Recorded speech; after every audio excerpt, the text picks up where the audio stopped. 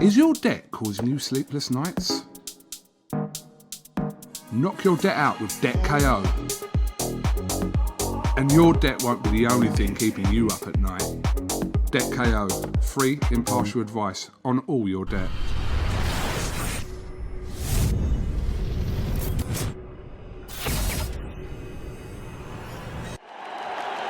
This is something that comes along every now and then in generation, and it's special.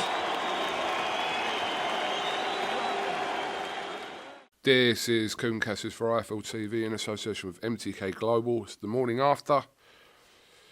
Delighted as always to be joined by Mr. Billy Joe Saunders. It was a late night. How are you, mate? It was a late night, wasn't it? It was a late night for us, mate. We didn't go to bed till what time? 5? Just playing pool and eating a pizza. Yeah, I see you tucking to the pizza. It was a lot of pizza, mate. It was a lot of pizza. I just want to say a big thanks to my sponsors, Site Services, marbella.co.uk, Wall Hydrate. Thanks very much. You know, they make camp a lot easier and do a very, very good job. Just touching base on last night. Look, yeah, I watched the fight back. I think I was a little bit hard on myself. But look, true champions always are. I wanted to go in there and make a big statement. And it was just a lot of ring rust. I think the LA job, when I boxed in LA, was just pure dog shit. That rubbish. But last night, it was more of ring rust. I felt ring rust. I didn't feel, because I had engine to go 50 rounds last night. Like, I could have went 50 rounds of anyone. And I felt that in there. But it was just more ring rust, yeah. Like, the jab, I had to think, right, you're going to have to throw 3 jabs here. Bam, bam, bam, for one of them to hit. Where normally I'll only have to be precise and go, right, here we go, bing 1, bing 2, and connect. But, like I say, I just want to say as well, a big well done and congratulations to Martin Murray. Look, if there's anyone in the world that I'm happy for this morning, it's him. You know, he's a lovely fella. All through the week, I just wanted to give him a cuddle and, you know, he had me like that. Do you know what I mean? I just wanted to look at him and thought, do you know what? You paid a lot of time and dividends to the sport. I just wanted to give him a hug all week. He had me like that. I had no hate, no malice for him, anything. It was a bit hard, really, setting up down the press conference. And I was obviously giving Louis, come to my room, mate. Louis Edmondson on the phone here. I'm just doing an interview with KUGAN Live. You're just interrupting our interview. Come to my room, mate.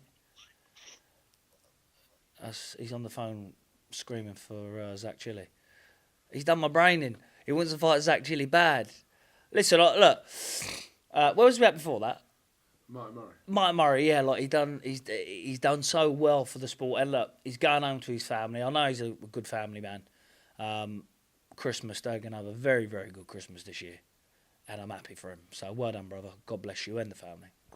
Bill, what is your weight? Because I see a lot of people on social media last night saying that you ain't a super middleweight, you are a middleweight. But how do you look at that? Or do you see, moving forward, you could easily cross between 160 and 168?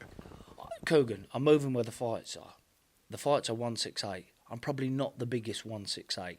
But, you know, anybody who's been in the ring with me from light heavyweight can never say, even though I'm a boxer, they can never say we bullied him. I box with very, very strong, high intelligence, and I can handle from middleweight to light heavyweight, and that's no shit. Listen, obviously the big boys, when you're moving up in weights, they get stronger and it harder, but I don't see a big, massive difference in the punch power. It's a bit of strength physically, probably. But I'm physically strong inside, tying up, and I'm very, very clever inside. But I can move to 160, but who's there to fight? I mean, Andrade, he don't want to fight anyone. he don't want to fight anybody whatsoever. Liam Williams is mandatory.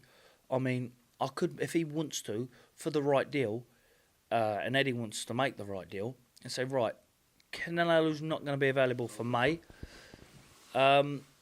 Make the fight and get back down to middleweight. That wouldn't be a problem, especially now I'm in camp and I'm in that mood. I've got the buzz back for boxing, believe it or not. I swear to God, I've literally got the buzz back. I was lying there this morning thinking, I'm in a training routine. You know, obviously team back up with Mark Tibbs in that, and it's like it's just everything's fresh again, and I've got the buzz back again. Like on my life, I'll be training from what's today? Today's Saturday. Monday, I'll be back in the gym, running, doing whatever, ticking over. I've got the buzz back again. So, especially where I'm at now, to get down to middleweight wouldn't be hard. So, if his team want to put an offer in, I'll move back down and become a 3-time world champion. I would love to do it. I want to do that. But also, if any of the super middleweights want it, because this is what bugs me. I've got what everybody wants, a world title. I haven't said no to nobody. I haven't said no to nobody whatsoever. Never have I said, nah. And I don't, listen, even Caleb Plant and Benavidez, well, he's not world champion now, but if you could even make them fights, I'll be game. But they're on different channels. It's just a crossover. I'm game to fight any of them. So, logically, I want Callum Smith, the winner of Callum Smith and Canelo. I personally think that Callum can beat him, but I just don't think he's had the preparation time for this. I think he's just looking at the meal ticket and thinking, right, I'm out of here, see you later. Some people may say, well, do you know what? He's going for that, like fair play. But I would rather go to bed the winner, like keep the money, let me win. So yeah. Why would you say that about Callum Smith though? Because obviously he's kind of not had that kind of breakout marquee fight. This is at world level, someone like a Canelo. It's a fight that you wanted, obviously, at the same time. But why would you think that he's thinking that, what you just said? Well, it's just like, I believe that Callum thought that I was going to get the fight originally from the original first contract fight. And I don't know if he's been studying and going and on and training for Canelo. Hell, you should be for a full training camp. When I was fighting Canelo, I flew straight to, I was in Dubai, then I went to Vegas. I was in preparation for 3 months. Nearly 3 months. Yeah, well, it was 3 months. And I think that at most, let's say Callum's had 6 weeks. You don't just get ready for Canelo in 6 weeks. So let's say 10 weeks. He's probably obviously been working on stuff with him, but you know, it's gonna be a tough task. But I think he's got the tools to do it, and I would love to see him as a fellow Brit do it. But that's all he's got to do is use his height, use his size. There's no weight rehydration clause in it, so there's no, you know, they're not going to do what they did to Rocky Fielding, kill him at the weight. And I suppose they give him, you know, a lot more money to do that. So I suppose that he's not just looking at the money, he's looking to win, because if they said, oh, we'll give you another couple of mil to be £10 on the night of the fight, if he was looking for the money, he'd do it. But so clearly he's going to win, but it's just the preparation time of someone like Canelo. So I hope he does the job, but if he don't, I'm here waiting for me. Do you know when people talk about you and they talk about your kind of, we know you make the weight for fights, whether it's middleweight, super middle, you always make the weight, but they do question kind of you when you're not in camp and the shape sometimes you get yourself into. And that's what happens is there, mate. I'm ready. I stay ready for cruiserweights. I stay ready for light heavyweights. I stay ready for super middleweights, and I stay ready for middleweights. So people say, "Oh, look, he's fat." That's because I'm hearing of cruiserweight fights coming up. Do you know what I mean? So then I'm thinking, right, the cruiserweights ain't here. I'm getting down to white. I'll stick around light heavyweight here for a few weeks. Light heavyweights might be there. You know, then I have to get back down to super middle. So it's not going to blow up. I just go up because I want the fights. Maybe some heavyweights as well I've been waiting for. So. And the serious answer to what I just asked was? Well, that's a serious answer, mate. Do you know what I mean? Look, Kugan, with me, I've never been any different, I think, until I switches it now. And, you know, like when you think you know everything in boxing, you don't. Like last night, from that fight, I probably learnt 10% more to add to my game off of Martin Murray. You know, when you share a ring with someone like that, you got to respect the amount of knowledge and who he's been in with and the tricks that what he was doing. Like he had me fuming at times in the ring. I was looking at the ref and I was giving the ref this and that, and I got to apologise to the ref, Phil Edwards, as well, because I watched it back. So if you're watching this, Phil Edwards, I owe you an apology because I had a bit of a rant at you. I did hit him with a clear shot and his legs was gone, but I did touch his head and push him down. So it wasn't a punch. So I'm going to openly apologise to you for that. So apologies, please accept it. Yeah, so anyway, moving on. the two stars of the show, Dante Dixon, Louis Edmondson. They've been screaming. They've been. I've had a couple of promoters obviously on my case for Dante Dixon. Louis Edmondson, what a performance! You know, I think a lot of people didn't think that was going to come from him. But obviously, I've been in camp with him, and I only sparred him once. And I don't really need that sparring, getting ready for the people like who I'm fighting. You know what I mean? Switch it, a strong. The jab's like a ramrod. You just don't need it. So I don't spar him no more. So we had one spar, and that'll be it. Because I just don't want to hurt him. Do you know what I mean? He's fucking sharp, mate. Stinging. First spar of camp, and I got pinged about, and I said, "Don't bring him in anymore." I know how good he is, and this he's a bit of his own worst enemy, because he wants to move so fast. He wants British champions now, and I put a couple of opponents towards him and towards Eddie for this fight, like with not winning records, who I think that was suitable for him. And he was just, no, and it was a bit of a, I was thinking, like, all right. And then John Telford, I was thinking, like, John Telford, I see him spar Liam Williams. I've seen him, he spars a lot of people and give him tough spars. People get him down for rounds. And I was thinking, the rounds probably won't do him, harm. Like, it's good to get the rounds in. And he just raises his game. At the minute, he's been on my case, and he's here now. You see him earlier on ring me. He's been on my phone this morning for Zach Chili. A good little fighter, Zach Chili. I don't think, obviously, they want to take it out of last night. I mean, is it Zach Senior who promotes him and manages him? I mean, I'm sure that if they want to make the fight, we can make that fight happen. I know that he did say, I see something on social media, that he wanted to make it for some belt or some sort of rubbish. As long as the money's there for you, Zach, it doesn't really matter if the money's there, but it'd be a good little fight I'd love to see. Bill, didn't you have an argument with his dad at a press conference once? No, I didn't have an argument. He was screaming that his son's this and his son's that and whatever else. But I've got a super middleweight. He's only had 4 fights now. Very novice-y, obviously. But I'm sure if he wants to have a little bet, we can have a little wager on the fight, him and his son. We can have a little 15, 20, 50 bags on it if he wants. You know what I mean? We could have it. I'll even give him a bit of odds if he fancies it.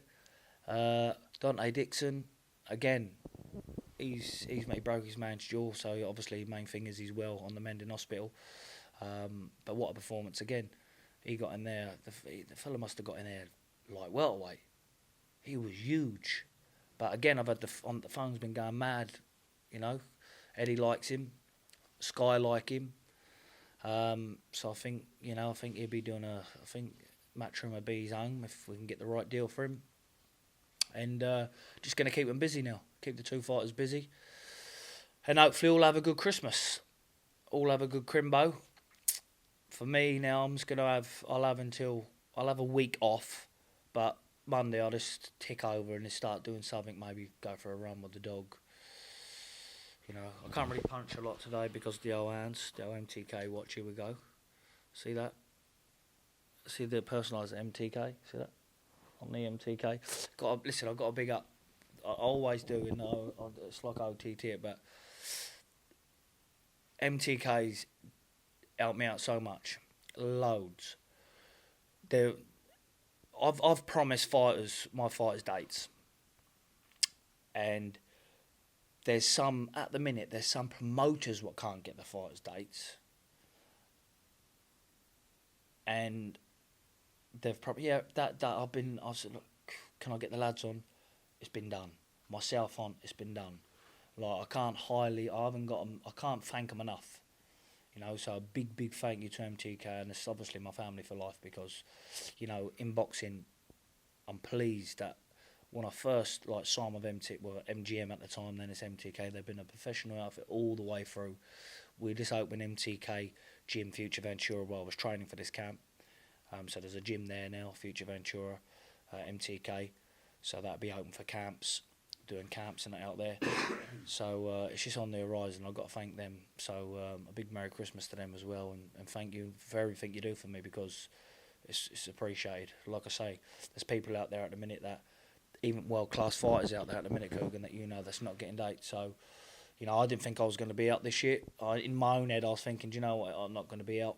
Probably Martin didn't as well, so we both didn't expect it to come. So, fair play, big shout out. And also, like Eddie Earn, obviously putting the show on. Is it quite possible that you will have to face your mandatory with Zach Parker next? I think I read something last night about your mandatory position. I mean, I don't know what went on there. I mean, I don't know. Something don't quite meet up there. Like, everyone passed, but someone of his team didn't pass. Was that not the case with Joe Joyce's team? His trainer failed and he couldn't go in the corner, but the fight still went ahead. Yeah, because I understand that his trainer hadn't been in contact with him while he'd been in the UK. Yeah, see, these rules, this is where I'm getting lost. So I don't know about my mandatory position. So what is the mandatory? Let me read this to you. The WBO have stated that Billy Joe Saunders will have to face a mandatory challenger next unless they are informed within the next 10 days that Billy Joe Saunders is going to fight Canelo Alvarez or Demetrius Andrade. Appears the mandatory challenger would most likely be Zach Parker. Yeah, sweet. Do you know what I mean? Look, Zach, listen. He was here, lovely kid. He deserves it, doesn't he? But I want the big fights, not looking past anyone else. But like in my contract, I don't know if that would financially suit Eddie Earn to do that. No problem. That's good. So if that's the news I got there, I need an opponent in 10 days. That's very good for me. So, yeah, I'll be pushing it. I was already, do you know what? As soon as I got out the ring last night and was backstage, I was on the phone. I need a date. And my management, well, we're on it. That's what they said. We're on it. We're going to do it. We're working on it now. So it's already in progress. It's already underway. So there's no excuse for me to walking around like a Teletubby over Christmas. Do you know what I mean? I've got Louis Edmondson now. He's turned into a gypsy. He's living with me now. So he'll be there running. He'll be there. You got to hold him back though, because he loves putting the work in. Fit as a flea. Loves putting the work in. It's been all around. Look, it's been a shit year, innit, for everyone really. A lot of deaths. Obviously, I've done it for my uncle Tommy, who passed away. But we've got hundreds of thousands of deaths around the world, at the minute, and you got to be lucky that we're alive at the minute. So just to be here doing an interview and boxing last night and everyone singing your praises, and that's just you get to realise how lucky you are, I suppose. And I think that's it's about time now that I'll switch on and get serious and go, right, do you know what? Because last night I genuinely feel, and I'm not lying, I'm my right hand to God, and if God's watching, strike me down. I felt there was more than 50% left in me to give.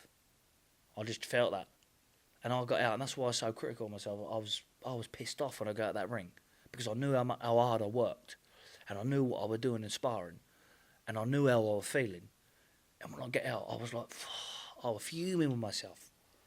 If I had a baseball bat, I could have beat myself up.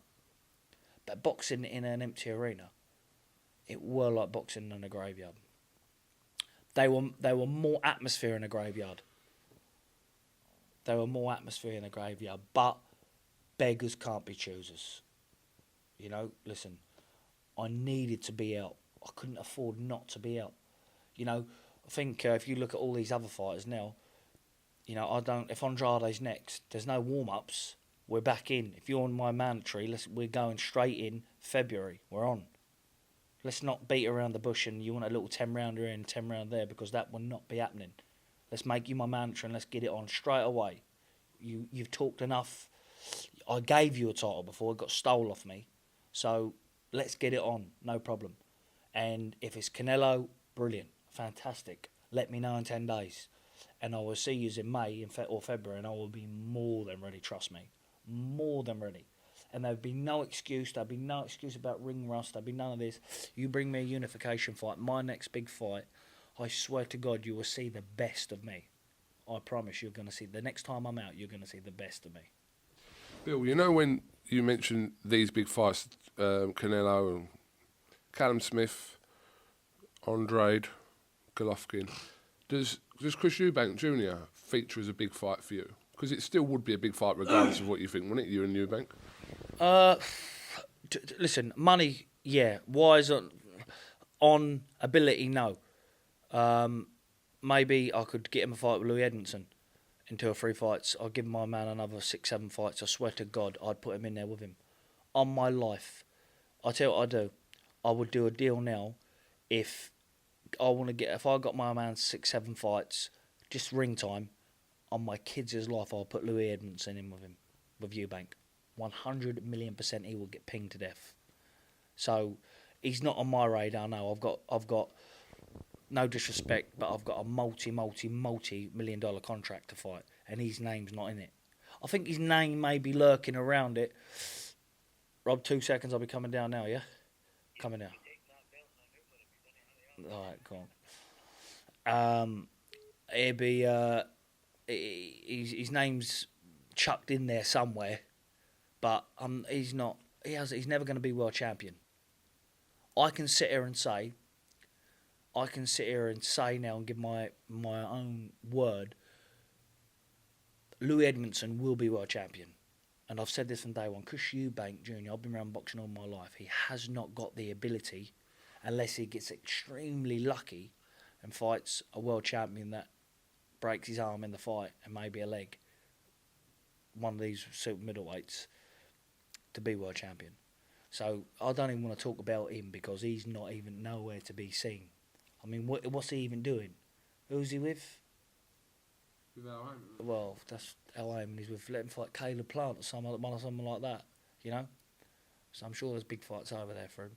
But we're in a Billy Joe Saunders business, as Uncle Frank used to say. So, yeah, listen, all round, I'm not going to keep talking shit, but sums up 2020. Shit year for the world, but finished it on OI, so I'm happy.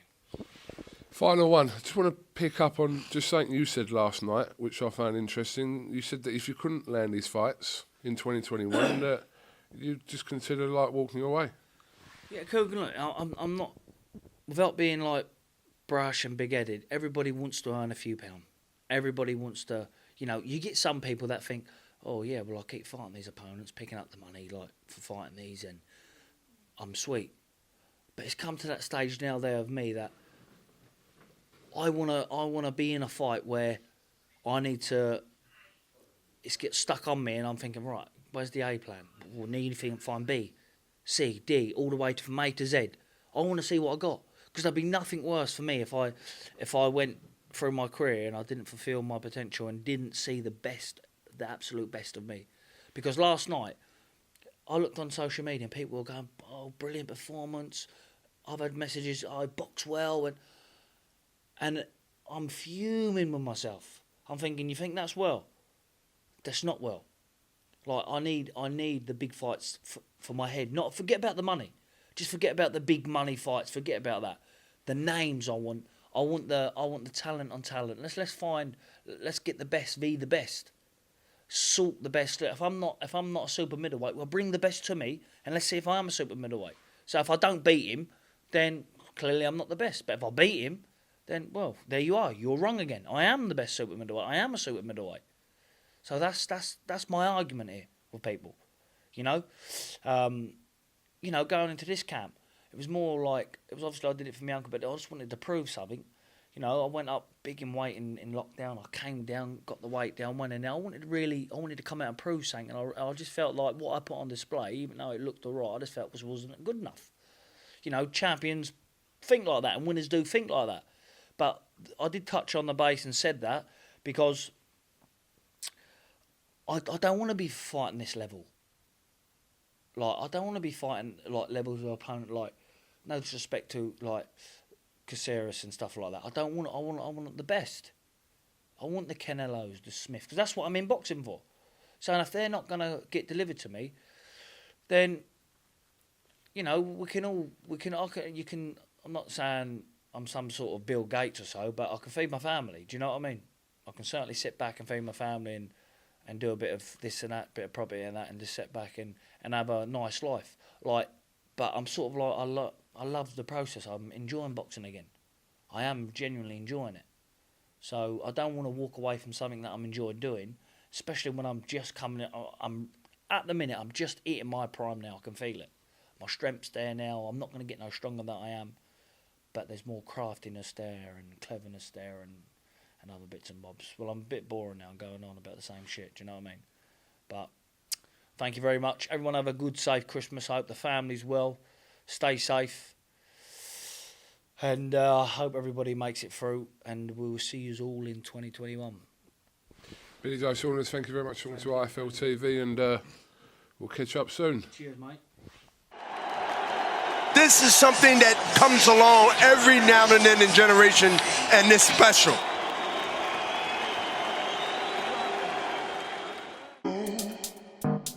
Is your debt causing you sleepless nights?